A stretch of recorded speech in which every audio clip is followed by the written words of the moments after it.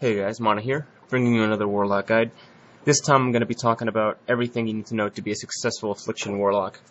Now, this video is going to be a complete update of my first video that detailed what a beginner should work on to start doing top DPS, since 4.0.6 changed a few things, and there's also a few more things that need to be discussed. And since not everyone has seen the Beginner's Guide to Affliction video, I'll be covering the material discussed there as well. Now, when talking about the specs, there's two main ways that you can play it. One of them focuses on Shadow Bolt as the filler spell, and the other one focuses on Drain Life as the filler spell. Now, in terms of DPS, they're both relatively close, so you should just pick whichever one suits your playstyle and whichever one you're most comfortable with. But if you do go by my advice, I don't recommend you go with the Drain Life spec. It's pretty latency dependent, it's pretty unforgiving with how you have to play it. So, yeah, if you go by my advice, I would definitely say you should go with the Shadow Bolt spec. So in this video, I'm mainly going to be focusing on the Shadow Bolt spec, but for the most part, this information can apply to both specs. Now, thanks to 4.0.6, specs have changed a bit. Some specs will go after more utility, and some will go for survivability. These are some of the choices that we have available to us now. Now, they're all completely viable, and when choosing your spec, you just need to take into account what your raid needs and what you're most comfortable with using. Now, for glyphs, we're going to be using Haunt, Corruption, and Lash of Pain. A lot of you might be thinking, but Mana, my best friend is a really good warlock, and he says that Affliction uses the imp as their pet. Well, no, your friend is wrong, and he's probably ugly too. Affliction uses the succubus, not the imp, and especially not the fel, what's his name. Now, for major glyphs, you're going to be using Soul Swap, Shadow Bolt, and Life Tap, but in some cases, your group might be needing some CC, so in that case, you can switch to Glyph of Fear. And you can replace either the Shadow Bolt and the Life Tap glyph with it. It doesn't matter, they're both about the same. Now for stat priorities. Intellect is your #1 DPS stat. Hit is no longer your most important stat. The value of Intellect means that if you have a choice between putting Intellect on an item or putting Hit on it, you're gonna want Intellect. Now sure, you're still gonna want to get Hit cap, but you're not gonna want to sacrifice Intellect in order to achieve that. Now, once you're hit cap, your next best stat is going to be Haste, then Crit, and then Mastery. For gems, you're going to want a Burning Shadow Spirit Diamond as your meta, but depending on your server economy, this gem might be way too expensive for you, so if it is too expensive, you can just get a Chaotic Shadow Spirit Diamond instead. For red slots, you're going to want a Brilliant Inferno Ruby. For yellow slots, you're going to want a Reckless Ember Topaz. And for blue slots, you're going to want a Veiled Demon's Eye. If the socket bonus isn't very good, then you're going to want to ignore that socket bonus and just put a Brilliant Inferno Ruby on it instead. And a good way of knowing if the socket bonus isn't very good or not is to say, well, if it has less than 20 intellect on it, it's bad. And if it has less than 30 of a secondary stat on it, like Haste or Mastery, then it's bad as well.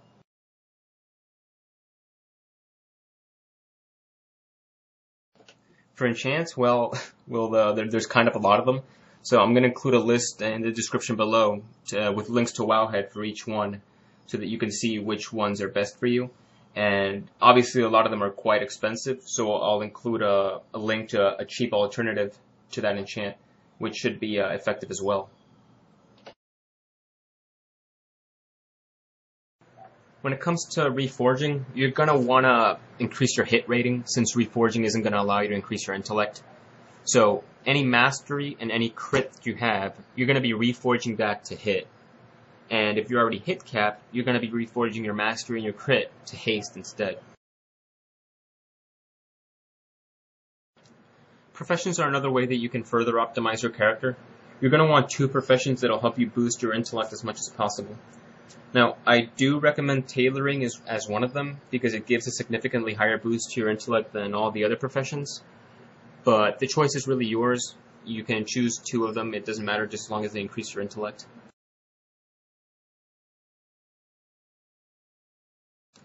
When it comes to your spell priority, you're going to be using Haunt whenever it's off cooldown, and this is going to refresh your corruption so you won't have to worry about it.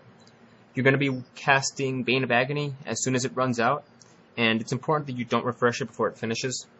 You're going to be refreshing your Unstable Affliction about 2 seconds before it runs out.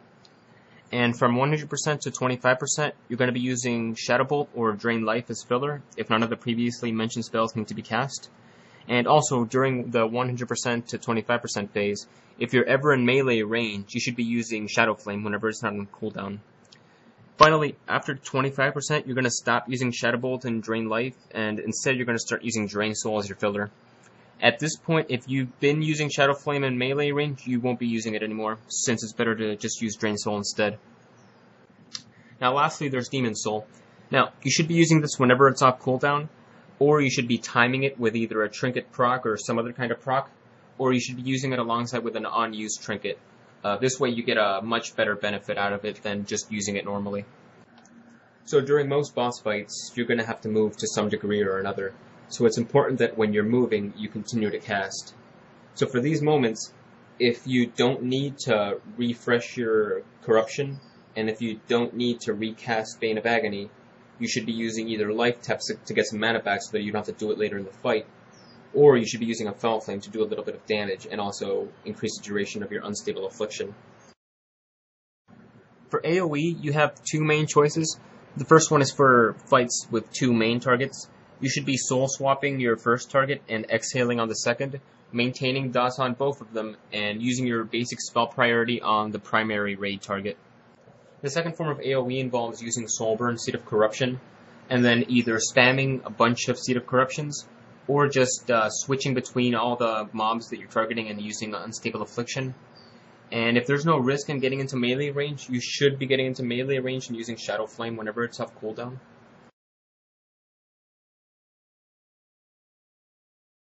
Now, when it comes to add-ons, there's way too much to talk about, and frankly, it deserves its own video.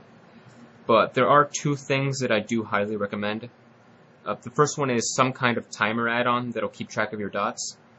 Personally, I use Quartz. This lets me customize my cast bar, and it gives me a pretty decent timer for my dots. The second kind of add-on that I recommend is one that'll let you monitor your internal cooldowns. This is useful because it will let you have a much easier time with stacking your Demon Soul with other effects. Now, personally, I use Need to Know, but I'm sure there's other add-ons that can work just as well. And that about does it for my Affliction guide. For my next video, I want you guys to tell me what I should work on. So leave a comment below saying either Destruction or Demonology, and I'll bring that one to you guys next. As always, if you enjoyed what you saw, feel free to like and subscribe. Later, guys.